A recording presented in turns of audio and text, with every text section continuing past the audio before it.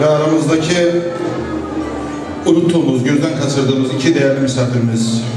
Birisi Belingen Ehli Beyt Camisi Başkanı Sayın Mümtaz Bey, hoş geldiniz diyoruz.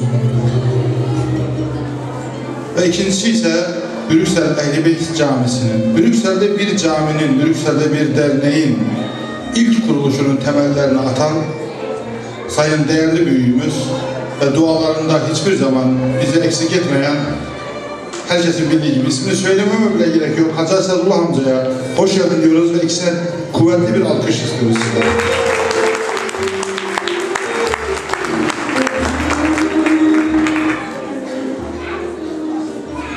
Bu dünyada insanlığın kurulduğu günden bugüne kadar kadın hakkındaki manifestoların %99.9'unu erkekler yazmıştır. Ne kadar hazindir değil mi? Kadının kendisine yazdığı bir manifesto yoktur. Kadının manifestosunu bile erkek yazmıştır. Ama Kur'an-ı Kerim'de kadına Allah Nisa suresinde bir manifesto yazmıştır. Tamamen kadın hak ve özgürlükleriyle alakalı bir şeydir. Başka hiçbir kutsal kitapta, başka hiçbir manifestasyonda veya da ideolojik sistemlerde böyle bir şey yoktur. Bunu iddia ediyoruz. Ve Nisa suresinin gerçekten sadece sözde değil, gerçekten realiteye geçmesinde kadınlarımıza bu konuda tüyo vererek kendi haklarını aramalarını talep ediyoruz. Buna da bir alkış istiyoruz. Ve değerli bacımız, Fransızca konuşması için, Fransızca hoş geldin konuşması ve bilgilendirme konuşması için değerli kardeşimiz Semran Mayda'yı buraya alkışlarımızla davet edelim.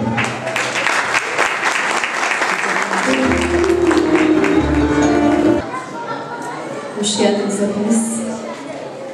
Mesdames et messieurs, chers invités, bonjour. Vous êtes les bienvenus à ce rassemblement religieux et culturel. Le programme se déroule comme suite. Lecture du Coran, les discours qui y expliquent Sayyida Fatima, chorale d'enfants, le poème et le théâtre. Ensuite, nous continuons avec la célébration de Newrouz. La raison principale pour laquelle nous nous sommes réunis aujourd'hui est de célébrer la naissance de Sayyida Fatima, qui est la fille bien-aimée du prophète Mohammed. Aujourd'hui, c'est aussi l'occasion de se rappeler du 8 mars, la journée mondiale de la femme. Cette journée existe pour faire un rappel que la femme devient plus libre en connaissant Fatima. Connaître Fatima, c'est comprendre ses responsabilités en tant que jeune fille dans la maison paternelle, qu'épouse, mère et éducatrice sous le toit du foyer conjugal. Fatima est décrite comme une femme musulmane exemplaire, au comportement remarquable et dotée d'une grande patience. Une femme attachée à son mari, à ses enfants, à sa maison et est toujours à leur service. Et quand on parle de la femme musulmane, il faut entendre par là le modèle que Dieu, à lui pureté, nous a demandé de suivre. De nos jours, l'Occident, tout en prétendant donner la liberté à la femme, ne fait que l'exploiter jusqu'à la moelle. Dans cette conception matérialiste, la femme est devenue un produit publicitaire. Et tout cela fait aux dépens de la dignité de la femme et de sa mort. Cette vision de la femme n'a pas tardé à causer de chute fatale de la femme et de son désengagement total vis-à-vis de ses capacités sentimentales et affectives. Ceci a entraîné la désintégration progressive de la famille et de toute la société.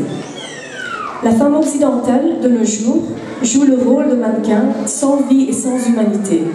Et même si quelques exceptions existent, ceci n'empêche pas que la règle générale est la conception de l'homme occidental concernant la femme du fait que celle-ci soit un objet dont la valeur dépend énormément de ses qualités physiques.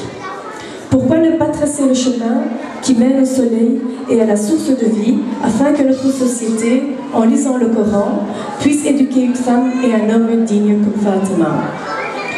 Et sans oublier, comme annoncé dans le programme, nous fêtons aussi la 10e édition de Newrouz aujourd'hui. Le Newrouz promet des valeurs de paix, de solidarité entre les générations et au sein des familles, de réconciliation et de bon voisinage, contribuant à la diversité culturelle et à l'amitié entre les peuples et les différentes communautés.